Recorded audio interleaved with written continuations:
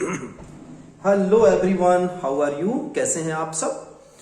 हम लोग class 11th chemistry का हाइड्रोकार्बन स्टार्ट कर रहे हैं और इस टॉपिक में हमें एल्केन के सारे प्रिपरेशन, इसकी physical properties, chemical properties plus इसके यूजेस को हमें देखना है। हाइड्रोकार्बन एक बहुत बड़ा ब्रांच है और इस ग्रुप में हम लोगों को जनरली बात करनी होगी एल्कीन, एल्काइंस की। आगे चलकर हम इसमें बेंजीन के कंपाउंड्स को भी देखेंगे, बेंजीन को भी देखेंगे और यह भी डिस्कस करेंगे कि how we can prepare benzene and what are its very very important chemical property. But we have to start from alkene.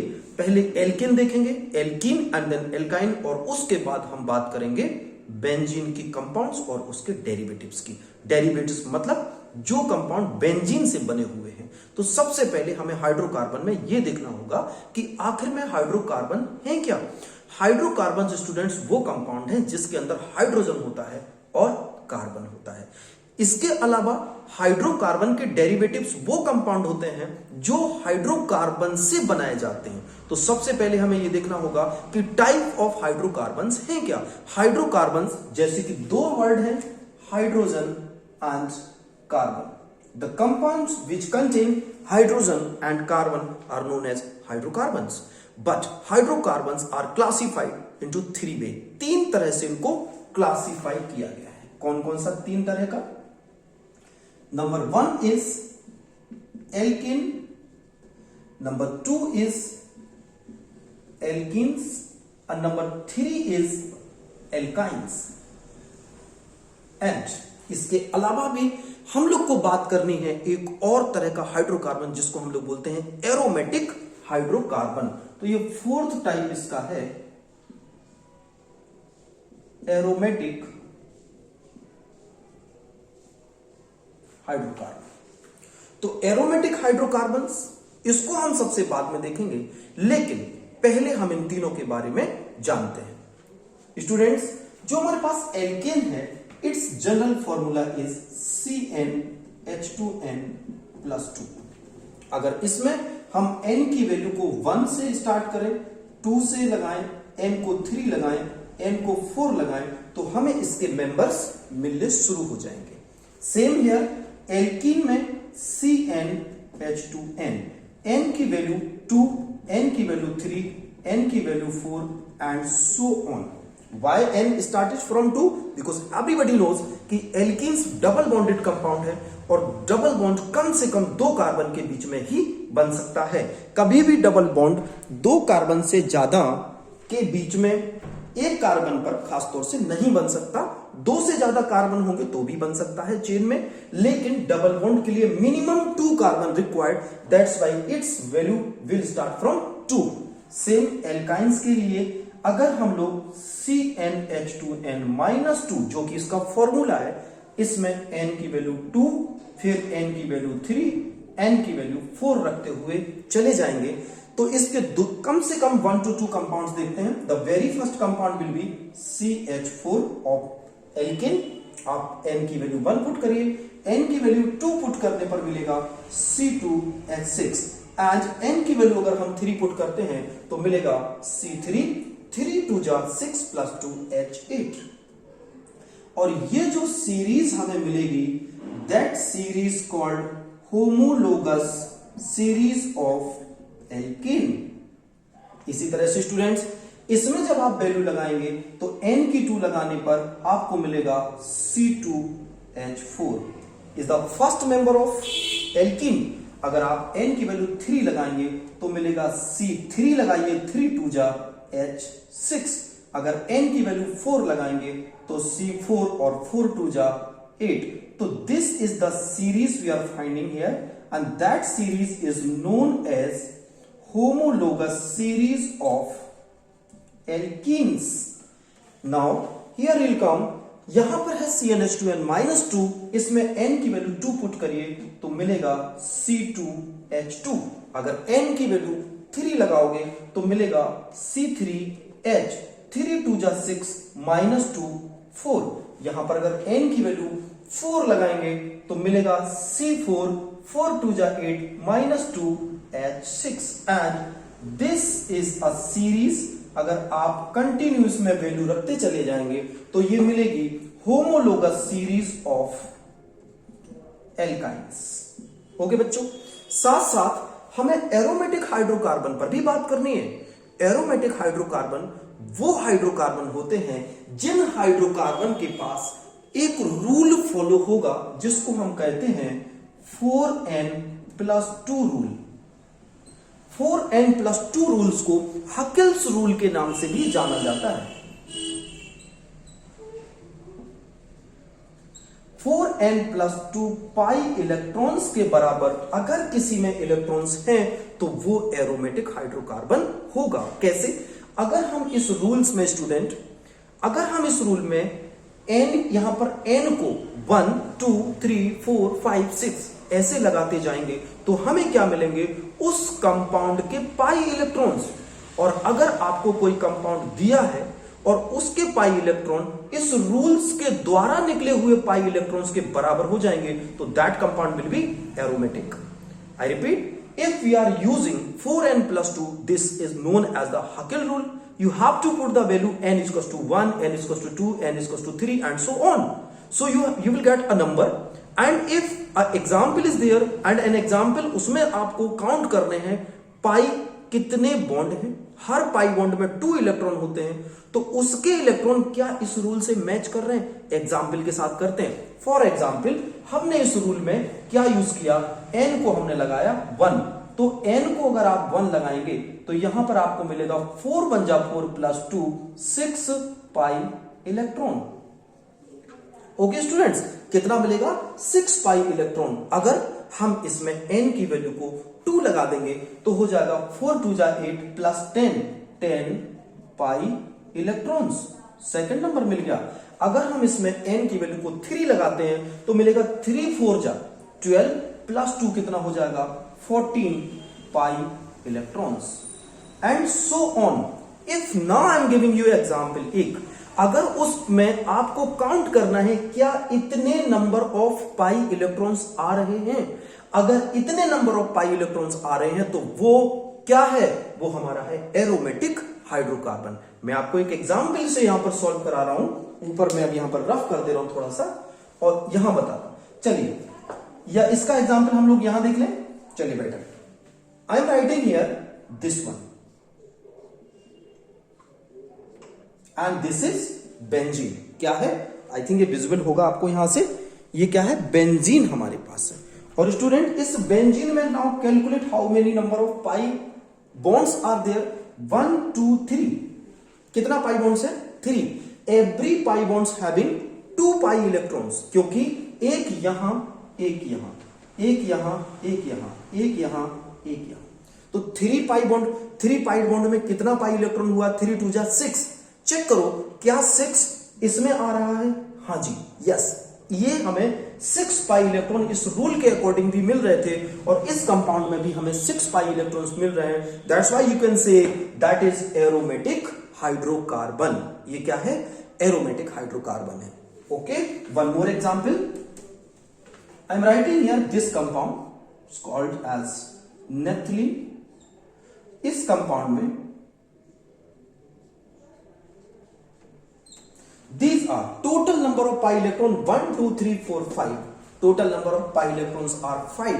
5 2 जा कितना होता है? 10। क्या 10 इस नंबर में मिल रहा है? हाँ, मिल रहा है हमें। जब हमने n की वैल्यू कितनी पुट की थी? जब हमने 2 वैल्यू को पुट किया था तो हमें 10 मिला था। इसका मतलब this is also aromatic hydrocarbon. Okay student, इसी चैप्टर के एंड में मैं आपको बताऊंगा एंटी एरोमेटिक हाइड्रोकार्बन क्या होते हैं, क्योंकि अभी उसका टाइम नहीं है। तो इतनी चीज आई थिंक आपको बिल्कुल क्रिस्टल क्लियर हो गई होगी। इसका एसएस ले लीजिए फटाफट से।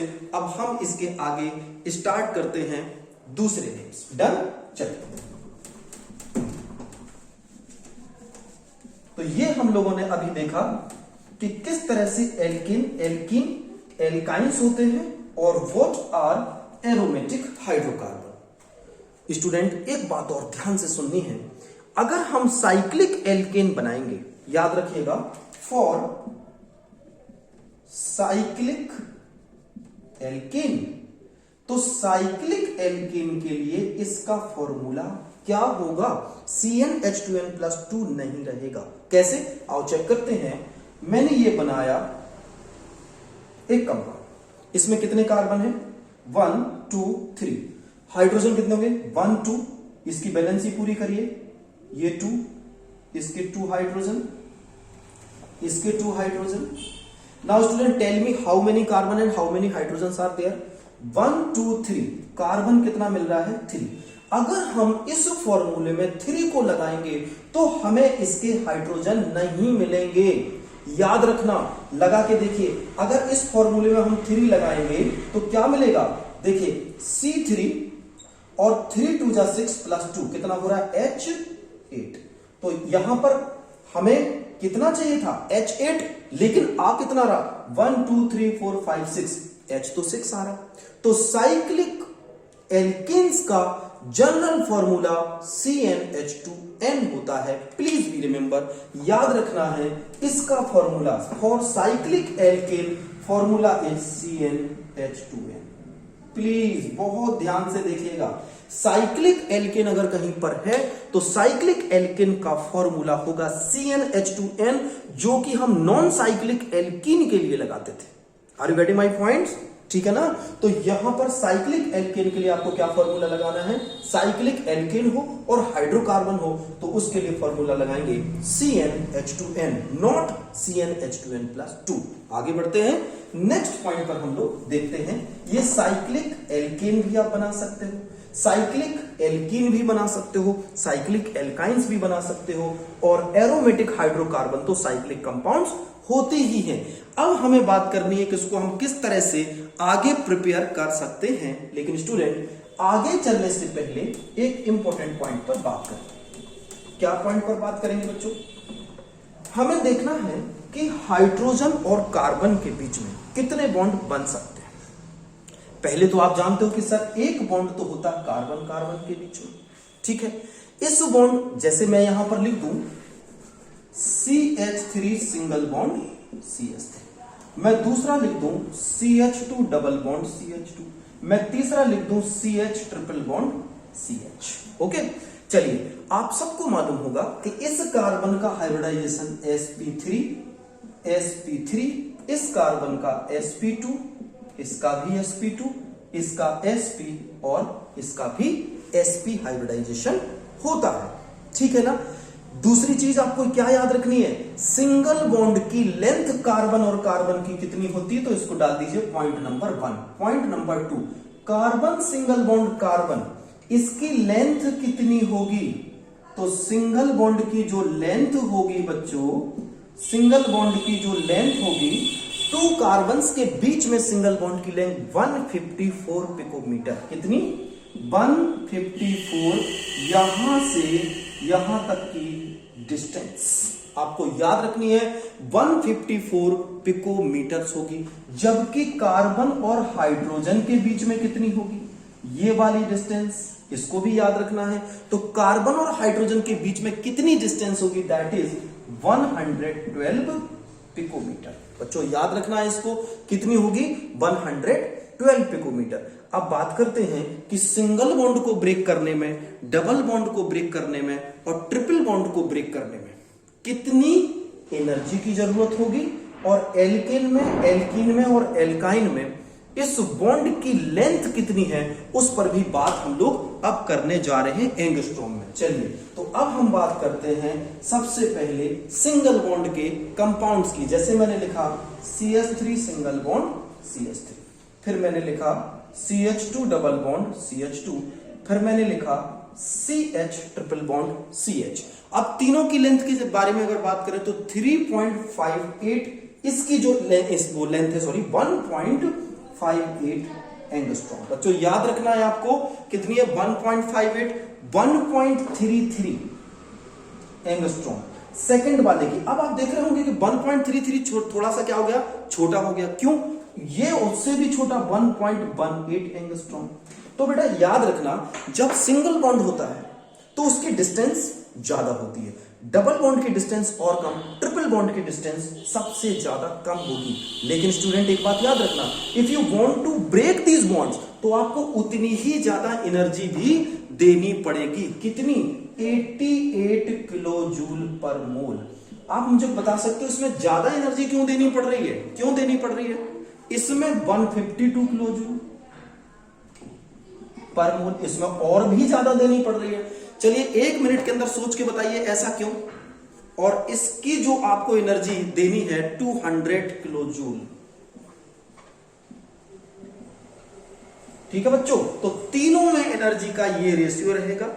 अब इसमें 88 किलो जूल पर मोल, 152 किलो जूल पर मोल और 200 किलो जूल पर मोल। रीजन इज दिस कि सिंगल बॉन्ड की लेंथ कितनी थी? देखिए 1.58 ज्यादा है, तो जब ज्यादा डिस्टेंस है तो कम एनर्जी में भी उस बॉन्ड को ब्रेक किया जा सकता है। यहां पर डिस्टेंस कम है तो आपको ज्यादा एनर्जी देनी है, और डिस्टेंस कम हो जाएगी तो और भी ज्यादा एनर्जी आपको देनी पड़ेगी।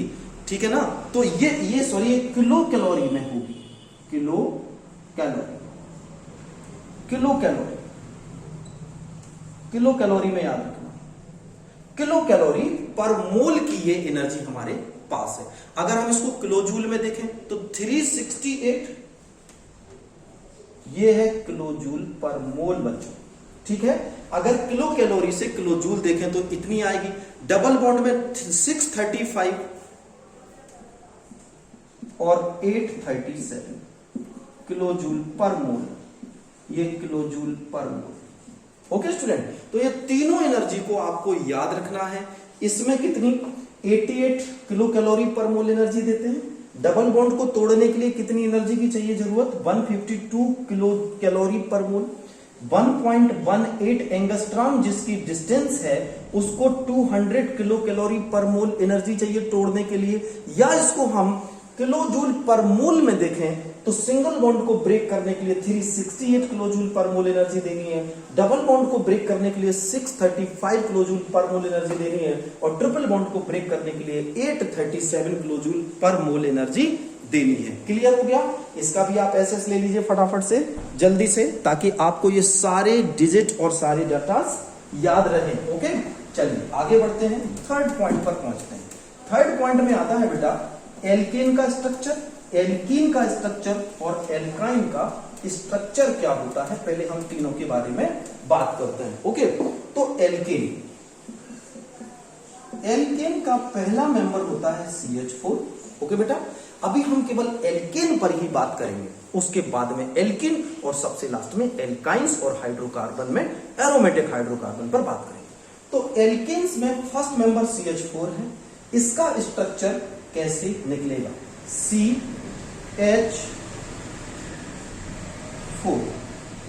ये इसका स्ट्रक्चर बनेगा बच्चों। Tetrahedral structure. ओके, ये टेट्राहेड्रल स्ट्रक्चर बनेगा और इसका बॉन्ड एंगल 109 डिग्री 28 मिनट का रहेगा। अब sp3, sp2, sp हाइब्रिडाइजेशन से रिलेटेड जो स्ट्रक्चर है उन्हें आपको आना चाहिए ठीक से। ओके, चलिए आगे बढ़ते हैं और देखते हैं इसका नोमेनक्लेचर एल्केन का कैसे किया जाता है। तो इसके नेम कैसे लिखने हैं बच्चों? इसका नोमेनक्लेचर। तो सबसे पहले जैसे मैंने लिखा CH3, CH2, CH2, CH3। Okay, तो वेरी सिंपल, यू नो 1 2 3 4 क्या नाम हो जाएगा? ब्यूटेन। ओके, इसका नाम क्या हो जाएगा? ब्यूटेन। इसी तरह से अगर मैं लिखता हूं CH3, CH3, CH2, CH3 और यहां पर H, तो 1 2 3 4 2 मिथाइल ब्यूटेन इसका फॉर्मूला हो जाएगा, 2 मिथाइल ब्यूटेन। इसी तरह से हम किसी भी कंपाउंड की इसकी IUPAC नेमिंग कर सकते हैं, याद रखना। ठीक है ना? चलिए आगे बढ़ते हैं। इसके बाद हमें देखना है डिग्री ऑफ एल्केन्स। बेटा डिग्री ऑफ एल्केन क्या होता है, ध्यान से समझिए। Degree of alkane, if you are writing like this CH3, CH2, CH3, so you can say here the very first carbon is connected with only one carbon, so that carbon having 1 degree. Now this carbon is connected with 2 other carbon that is of 2 degree, and again the last carbon is connecting with only one carbon, that is 1 degree. Okay, तो ये क्या हुआ, ये carbon 1 degree, ये carbon 2 degree और ये carbon 3 degree का हुआ। इसी तरह से if I am writing like this CH3 and H, now you can tell me कि कौन सा कार्बन कितने डिग्री का होगा। ये कार्बन एक से जुड़ा है 1 degree, this carbon connected with only one, that is also 1 degree, this carbon also connected with 1 degree. Now the central carbon is connected with 3 other carbons, so that is of 3 degree. Okay, how many degree it is? 3 degree carbon. क्या 4 degree carbon भी होता है? क्या 4 degree carbon भी होता है? Yes, obviously होता है। अगर आपने इसको CH3 कर दिया तो ये कार्बन हो जाएगा 4 डिग्री कार्बन। याद रखेंगे कितने डिग्री कार्बन बन जाएगा? 4 डिग्री। तो इस तरह से हम लोग डिग्री ऑफ कार्बन को पहचान सकते हैं। ओके, क्लियर हो गई ना ये बात? सारी क्लियर हो गई? एसएस ले लीजिए एक बार जल्दी से फटाफट डिग्री ऑफ कार्बन के बाद। अब हम लोग इसमें चलते हैं प्रिपरेशन ऑफ एल्केन्स। चलिए देखते हैं एल्केन को कैसे बनाया जाता है। तो पहले हमने नोमेनक्लेचर देखा, दूसरे नंबर पर डिग्री ऑफ एल्केन देखा, third number we are going to discuss preparation of alkanes. Alkane को हम लोग बना कैसे सकते हैं? तो सबसे पहली process from alkene CH2 double bond CH2 पर हाइड्रोजन की रिएक्शन कर देंगे, निकल की प्रेजेंस 200 डिग्री C, तो एक H यहां जुड़ेगा, एक H यहां, एडिशन रिएक्शन होगी स्टूडेंट, और ये बनेगा CH3 सिंगल बॉन्ड CH3, जिसको क्या कहेंगे? Alkane. This is the very first reaction of the preparation of alkane. इसी तरह से हम एल्काइन से भी बना सकते हैं, CH triple bond CH, C triple bond CH, और H2 की रिएक्शन अगर हम कर दें 2H2 प्लेटिनम या निकल के प्रेजेंस में, तो 2H यहां जाएंगे और 2H यहां, और triple bond will convert into single bond, तो it will form CH3 single bond CH3। This is the second preparation. Next preparation और क्या होगी इसकी, ये नोट कर लीजिए, फिर इसके बाद मैं दूसरी प्रिपरेशन लिख रहा हूं। हम लोग मिथाइल क्लोराइड से बनाएंगे। ओके, किससे बनाएंगे? मिथाइल क्लोराइड से। चलिए मैं यहां पर लिख रहा हूं from alkyl halides CH3Cl plus, अगर हम इसके ऊपर रिडक्शन करा दें 2H का, तो 1H इसको दे दीजिए, 1H इसको दे दीजिए, क्या बन जाएगा? CH4 plus HCl। Okay, CH4 plus HCl। तो एक प्रिपरेशन ये भी हम कर सकते हैं। एक प्रिपरेशन हमारे पास है CH3COONA प्लस NaOH। बच्चों इसको इतना अलग कर दो, इसका नाम है sodium ethanoate, sodium ethanoate plus ये क्या है? Caustic soda NaOH। ये क्या निकल गया? Na2CO3 अलग हो गया और क्या बन गया? CH4 plus Na2CO3। और ये रिएक्शन हमेशा याद रखना है आपको, इस रिएक्शन में NaOH को यूज करना है थोड़ा सा कॉन्सेंट्रेटेड, डाइल्यूटेड इसमें यूज नहीं करना है, ठीक है। और अगर आप इसमें CaO की प्रेजेंस दे देते हैं तो this reaction will be very fast. Okay, now next preparation है हमारे पास वुर्ट्ज रिएक्शन, ठीक है। कौन सी रिएक्शन स्टूडेंट्स? वुर्ट्ज रिएक्शन। चलिए देखते हैं होती क्या है। वुर्ट्ज रिएक्शन में आपको याद रखना है, इस रिएक्शन में CH3Cl plus 2Na plus ClCH3। देखो बच्चों, इधर मैंने लिखा CH3Cl, उसी को पलट के यहां पर क्या लिख दिया? ClCH3। अगर हम इन सब को अलग कर दें तो क्या बचेगा? 2NaCl गया, 2NaCl, और सबसे पहले हमें क्या मिला? CH3 single bond CH3 plus 2NaCl। और ये रिएक्शन ड्राई ईथर की प्रेजेंस में होती है। क्यों ड्राई ईथर बच्चों क्या होता है? ड्राई ईथर की प्रेजेंस इसमें क्यों लेते हैं? बुकों में बहुत कम जगह मैंने देखा इसके बारे में लिखा हुआ, लेकिन हमें सीखना है कि इसमें ड्राई ईथर की प्रेजेंस क्यों लेते हैं। बिकॉज आप Na को यूज कर रहे हो, इस Na को रोकना है, अदरवाइज ये Na कुछ का कुछ और प्रोडक्ट बना देगा। तो यहां पर OCH3 CH3, ये ड्राई ईथर का फॉर्मूला। इस तरह से चारों तरफ बेटा, चारों तरफ ड्राई ईथर क्या करेगा, इस Na को पार्शियली, क्योंकि इसके ऊपर इलेक्ट्रोनेगेटिव चार्ज होता है और Na क्या है, इलेक्ट्रो पॉजिटिव, तो इसके साथ पार्शियली एक अट्रैक्शन डेवलप कर लेगा और इस तरह से ये जो क्लस्टर बनेगा, इसलिए इस Na को रोका जाएगा और स्लोली स्लोली उस रिएक्शन को आगे बढ़ा दिया जाएगा। तो why we are using here dry ether, most important question in wurtz reaction, why we are using here dry ether. याद रखना, सोडियम इज हाईली रिएक्टिव, तो उस मीडियम में सोडियम के चारों तरफ ड्राई ईथर एक क्लस्टर बनाएगा और सोडियम को विग्रस रिएक्शन करने से रोकेगा, अचानक से फास्ट रिएक्शन करने से रोकेगा। सो याद रखना, ये थी हमारे पास वुड्स रिएक्शन। आगे बढ़ते हैं, अब हम देखते हैं फिजिकल प्रॉपर्टीज। चलिए, फिजिकल प्रॉपर्टीज ऑफ एल्केन। तो फिजिकल प्रॉपर्टी में हमें क्या क्या देखना है बच्चों? सबसे पहले तो देखिए, एल्केन के जो छोटे कंपाउंड होते हैं वो क्या होते हैं बच्चों? एल्केन के छोटे कंपाउंड होते हैं गैसेस। ठीक, तो एल्केन के जो छोटे कंपाउंड्स हैं वो क्या है? गैस। कहां तक? Physical property, physical properties of alkene C1 से लेकर के C4 तक होते हैं gaseous compound. Okay, methane, ethane, propane, butane, ये सब कैसे होते हैं? गैसियस कंपाउंड होते हैं। अब इनसे बड़े कंपाउंड्स की अगर बात करें तो C5 से लेकर के C17 तक के कैसे होते हैं? लिक्विड स्टेट में, और C18 एंड अबव ये होते हैं सॉलिड स्टेट में। सबसे इंपॉर्टेंट चीज बच्चों ये देखना है। अच्छा, ये इनके बीच में वीक वंडरवॉल फोर्स भी होता है।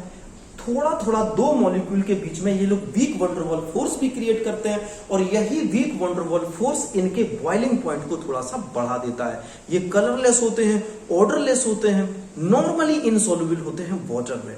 अब इनकी बॉइलिंग पॉइंट की बच्चों बात करें तो अगर आपने किसी हाइड्रोकार्बन को लंबे में लिख दिया, एक लॉन्ग चेन बना दी, तो उसका बॉइलिंग पॉइंट ज्यादा होगा, और उसी के कार्बन को अगर आपने ब्रांच पर लगा दिया तो उसका बॉइलिंग पॉइंट कम होगा। रीजन जानते हैं क्या? चलिए देखते हैं। सबसे पहले बॉइलिंग पॉइंट। बॉइलिंग पॉइंट में अगर आपने लिख दिया CH3, CH2, CH2, CH2 and CH3, 1 2 3 4 5, क्या है ये? पेंटेन है। एक लाइन में लिखा है।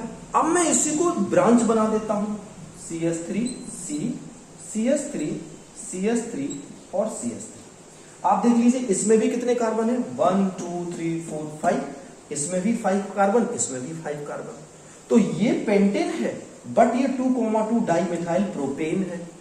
तो ब्रांच जिसमें जुड़ेगी उसका सरफेस एरिया कम हो जाएगा और इसका बॉइलिंग पॉइंट कम हो जाएगा एज कंपेयर टू दिस। तो ये क्या है? Long branch. मैं यहां पर लिख दे रहा हूं long chain, high boiling point, और ये क्या है? ब्रांच्ड कंपाउंड, ब्रांच्ड कंपाउंड, लो बॉइलिंग पॉइंट। तो याद रखना है बच्चों, अगर उतने ही हाइड्रोकार्बन आप ले रहे हैं, इसमें भी देखो हाइड्रोजन उतने ही मिलेंगे जितने इसमें। एक सेम मॉलिक्यूलर फॉर्मूला कंपाउंड को आपने एक लाइन में लिख दिया और उसी कंपाउंड को अगर आपने ब्रांच में बना दिया तो जो ब्रांच वाला कंपाउंड होगा it will represent low, it will show a low boiling point as compare to this, क्योंकि किसी को जितना लंबा आप लिखेंगे उसमें उतने ही ज्यादा क्या हो जाते हैं? उतने ही ज्यादा वंडरवॉल फोर्स बनते हैं, सरफेस एरिया ज्यादा कवर होता है, और उतना ही सरफेस एरिया जब ज्यादा होगा तो उसका क्या होगा? ज्यादा बॉइलिंग पॉइंट और मेल्टिंग पॉइंट आएगा। चलिए केमिकल प्रॉपर्टीज पर चलते हैं, एसएस लेते जाइएगा। केमिकल प्रॉपर्टीज को अब बेटा स्टार्ट करते हैं। What are chemical property? चलिए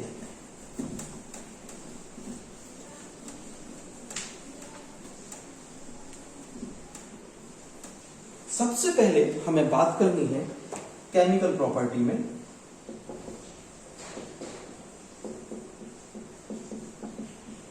कि जो एल्केन्स हैं हमारे आर सैचुरेटेड हाइड्रोकार्बन। ये आप सब जानते हो क्योंकि इसमें क्या है? सिंगल बॉन्ड है। तो saturated hydrocarbon, saturated hydrocarbon gives substitution reaction. Saturated hydrocarbon क्या करते हैं? सब्स्टिट्यूशन रिएक्शन को शो करते हैं। तो चलिए कौन कौन सी सब्स्टिट्यूशन रिएक्शन, तो सबसे पहले हम क्या करते हैं, यहां पर लिखते हैं एल्केन। ओके, यानी मैं यहां पर लिख रहा हूं CH4 और इसकी सबसे पहली प्रॉपर्टी लिख रहा हूं हैलोजिनेशन। बच्चों हैलोजिनेशन में क्या करना है, डिफ्यूज सनलाइट के प्रेजेंस में क्लोरीन की रिएक्शन मीथेन पर करनी है, तो क्लोरीन टूट जाएगा और मीथेन में से एक एक हाइड्रोजन को हटाते हटाते हटाते हटाते सारे हाइड्रोजन को हटा देगा। कैसी रिएक्शन करेगा?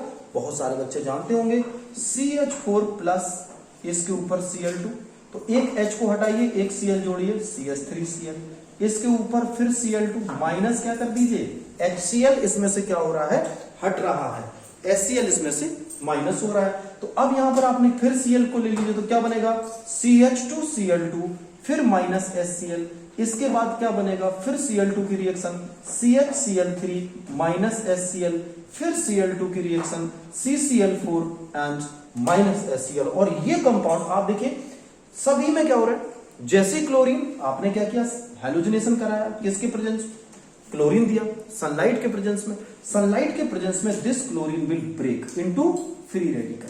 तो इसकी जो 3 रिएक्शन आप पढ़ेंगे, सबसे पहले इनिशिएशन में फ्री रेडिकल फॉर्म होगा, ठीक है, फिर प्रोपगेशन पढ़ेंगे, प्रोपगेशन में ये रिएक्शन करेगा और मल्टीपल कंपाउंड्स ये बनाएगा, और जो टर्मिनेशन वाला पॉइंट होगा उसमें कभी कभी क्या हो सकता है, क्योंकि इसकी मैकेनिज्म पर थोड़ी सी बात करें तो CH4 को इसने क्लोरीन ने अटैक किया और इसने बनाया CH3 free radical, H free radical और Cl फ्री रेडिकल। ये 3 तरह के फ्री रेडिकल्स बन सकते हैं। तो जो लास्ट का पॉइंट होगा, जरूरी नहीं कि बेटा ये रिएक्शन आए, कभी कभी इस रिएक्शन में 2 CH3 भी जुड़ जाएंगे और ये कंपाउंड बन जाएगा C2H6। याद रखना है, ये भी बन सकता है, लास्ट कंपाउंड में C2H6 भी बन सकता है, इसको याद रखेंगे हम लोग, ठीक है। और यहां पर H और Cl वापस जुड़ करके यहां पर HCl भी बना सकता है। तो ये रिएक्शन कौन सी हुई, हमारे हैलोजिनेशन की। चलिए नेक्स्ट रिएक्शन पर देखते हैं। आगे रिएक्शन पर हम चलते हैं कंट्रोल्ड ऑक्सीडेशन। लेकिन बच्चों इनके नाम आने चाहिए आपको। पहले कंपाउंड का नाम क्या है, मिथाइल क्लोराइड, नोट करते जाओ। दूसरे का नाम क्या है, डाइक्लोरोमीथेन। तीसरे का नाम क्या है, क्लोरोफॉर्म। इस कंपाउंड का नाम क्या है, क्लोरोफॉर्म। और जो लास्ट में बना that is carbon tetra chloride, ठीक है, इसका नाम क्या है, कार्बन टेट्रा क्लोराइड। चलिए नेक्स्ट पर चलते हैं। आप देखेंगे कंट्रोल्ड ऑक्सीडेशन। ओके, तो दूसरे पॉइंट पर हम बात करते हैं इसका कंट्रोल्ड ऑक्सीडेशन। चलिए इसको रफ कर दे रहा हूं, फिर लिखता हूं अलग से। कंट्रोल्ड ऑक्सीडेशन क्या होता है, कितनी तरह का ऑक्सीडेशन ये देता है। तो सबसे पहले CH4 को बच्चों अगर आप ऑक्सीजन, सफिशिएंट ऑक्सीजन में आप ट्रीट करोगे तो it will give carbon dioxide plus water. Balance आप करते जाना है इनको। अगर CH4 को हम लोगों ने ऑक्सीजन लेस लिया तो बनेगा कार्बन मोनोऑक्साइड प्लस वाटर।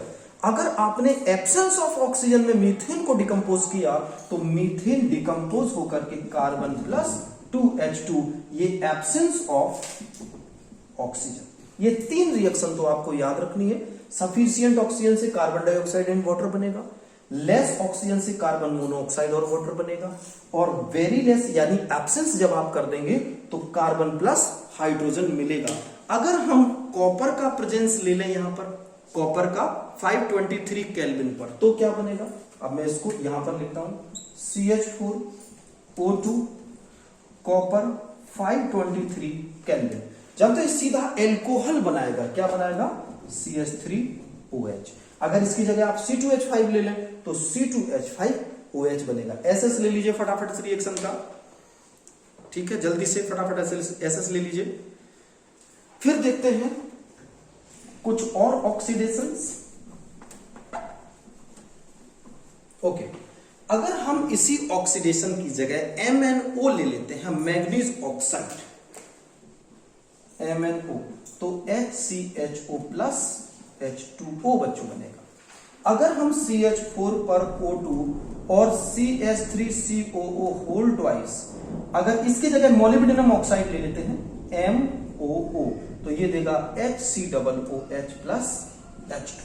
तो HCOOH का नाम बताइए क्या होता है। HCOOH यहां पर क्या है, फॉर्मिक एसिड, फॉर्मिक एसिड, और ये क्या है, एसिड जो हमारे पास फॉर्मेल्डिहाइड। ठीक है बच्चों, इसी रिएक्शन को अगर आप मीथेन की जगह इथेन ले लेंगे तो क्या बनेगा, देखिए C2H6 प्लस O2, यही ले लीजिए MnO, इसके प्रेजेंस में CH3CHO प्लस H2। अगर इसकी जगह आपने इथेन ले लिया तो क्या बनेगा, इससे बनेगा CH3COOH प्लस H2O MnO की प्रेजेंस में। ये 4 मोस्ट इंपॉर्टेंट रिएक्शन है, ध्यान से आपको इन सबको लिखना है। क्लियर, रफ कर दें, मेरे ख्याल से आपने ध्यान से पढ़ना है, मोस्ट इंपॉर्टेंट। अभी तक की केमिकल प्रॉपर्टीज में सबसे इंपॉर्टेंट रिएक्शन है, बस कुछ केमिकल प्रॉपर्टीज और बचती हैं, उनको भी हम फटाफट देख लेते हैं। चलिए जल्दी से देखते हैं, और हेडिंग डालेंगे स्लो ऑक्सीडेशन ऑफ एल्केन। क्या हेडिंग है, स्लो ऑक्सीडेशन ऑफ, पहले देखते हैं मीथेन का। तो बच्चों इस पर क्या होगा, CH4 plus oxidation in the presence of K2Cr2O7, it will give CH3OH। Again oxidise कर दीजिए, K2Cr2O7 पोटेशियम डाइक्रोमेट है और एक अच्छा खासा ऑक्सीडाइजिंग एजेंट भी है। इससे क्या बनेगा, HCHO बनेगा, HCHO। इसका फिर ऑक्सीडाइजिंग कर एजेंट से ऑक्सीडेशन कर दीजिए तो बनेगा HCOOH, methyl alcohol, methyl alcohol. ये है हमारे पास फॉर्मेल्डिहाइड, और ये है हमारे पास फॉर्मिक एसिड, फॉर्मिक एसिड। बच्चों अगर यही रिएक्शन हम मीथेन की जगह इथेन के साथ करें तो क्या होगा, C2H6 nascent oxygen, K2Cr2O7, C2H5OH ethyl alcohol, again K2Cr2O7, तो CH3CHO एसिटाल्डिहाइड, और ऑक्सीडेशन K2Cr2O7 तो CH3COOH। इसका नाम क्या होता है, इथाइल एल्कोहल, इसका नाम एसिटाल्डिहाइड, एसिटाल्डिहाइड, और इसका नाम एसिटिक एसिड, एसिटिक एसिड। चलिए लास्ट के हमारे पास 2 रिएक्शंस और जल्दी से खत्म करते हैं, 2-3 रिएक्शंस और हैं, इसको जल्दी से आप SS ले लीजिए, फटाफट जल्दी करें। डन। चलिए आइसोमेराइजेशन, नेक्स्ट रिएक्शन लिखते हैं हम लोग, आइसोमेराइजेशन। ओके बेटा, ये आइसोमेराइजेशन रिएक्शन क्या होती है, इसको पहले आपको ध्यान से सुनना है। आइसोमेराइजेशन रिएक्शन, चलिए CH3 CH2 whole 4 CH3 AlCl3 के प्रेजेंस में। नोट कर लीजिए एक बात, AlCl3 work as a catalyst in the presence of HCl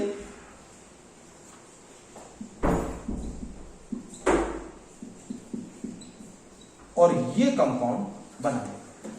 कितने कार्बन है, 4 5 6, 1 2 3 4 5 6। मतलब क्या हुआ, आइसोमेराइजेशन में एक मिथाइल ग्रुप सेकंड कार्बन पर लग जाएगा। यहां पर आप देख रहे हैं सीधी सीधी चेन है, 1 2 3 4 5 6, हेक्सेन है ये क्या है, हेक्सेन। और हेक्सेन को आपने किस में कन्वर्ट कर दिया, 1 2 3 4 और ये 5, 2 मिथाइल पेंटेन में। तो बच्चों आइसोमेराइजेशन रिएक्शन की स्पेसिफिसिटी क्या है, जब भी आप AlCl3 और HCl, AlCl3 एंड स्लैश में नहीं है, और HCl, आप यहां पर डाइल्यूट HCl यूज कर सकते हो। AlCl3 और HCl के प्रेजेंस में N हेक्सेन में से एक मिथाइल ग्रुप किसी साइड से सेकंड कार्बन पर लगता है, यानी मॉलिक्यूलर फॉर्मूला दोनों के सेम है, लेकिन स्ट्रक्चर दोनों का अलग है, नाम दोनों का अलग है, इसलिए इस रिएक्शन को हम लोग बोलते हैं isomerisation reaction. Next is aromatisation. क्या होता है एरोमेटाइजेशन, देखते हैं। एरोमेटाइजेशन में बच्चों हम लोग वेनेडियम पेंटाऑक्साइड की प्रेजेंस में जो हेक्सेन होगा normal, we can convert into cyclic alkane, यानी CH2 CH2 CH3 1 2 3 4 5 और ये 6, इसको आप V2O5 नाम नोट कर लीजिए, V2O5 का वेनेडियम पेंटाऑक्साइड या Al2O3 क्या ले सकते हो, Al2O3, इसको कन्वर्ट किया जा सकता है डायरेक्ट किसमें, चलिए नाम बताइए इस कंपाउंड का, बेंजीन में। याद रखें 773 केल्विन टेम्परेचर और 10 से 20 एटमॉस्फेरिक प्रेशर आपको यूज करना है, तो क्या बन जाएगा, बेंजीन यहां पर हमारे पास कंपाउंड बन जाएगा। ओके, अब बच्चों लास्ट रिएक्शन, क्योंकि pyrolysis reaction we will discuss in the second lecture, इसके conformations we will discuss in second lecture, इसके इक्लिप्स्ड स्ट्रक्चर बनेंगे, इसका स्टेजर्ड स्ट्रक्चर बनेगा, इसके यूजेस हम लोग नेक्स्ट लेक्चर में देखेंगे, और निकल के साथ वाटर की रिएक्शन भी हम लोग next, because that these reaction are slightly connected with the alkenes, I will tell you later. इन सभी रिएक्शंस को अगर आपने पढ़ा है तो आपका एल्कीन सबसे बेस्ट प्रिपेयर है। सो इस लेक्चर को आप देखें, इसके नोट्स बनाइए, फेयर नोट्स पर आप इस पर फेयर नोटबुक पर इसके नोट्स बनाकर रखिए, और इसके बाद मैं आपको जो नेक्स्ट लेक्चर दूंगा उसमें मैं एल्कीन प्लस एल्केन के कन्फर्मेशंस, इक्लिप्स्ड स्ट्रक्चर, स्टेजर्ड स्ट्रक्चर, इसके यूजेस को भी सेकंड लेक्चर में कंप्लीट करूंगा। Thank you very much. Like करिए, सब्सक्राइब करिए। Thank you so much.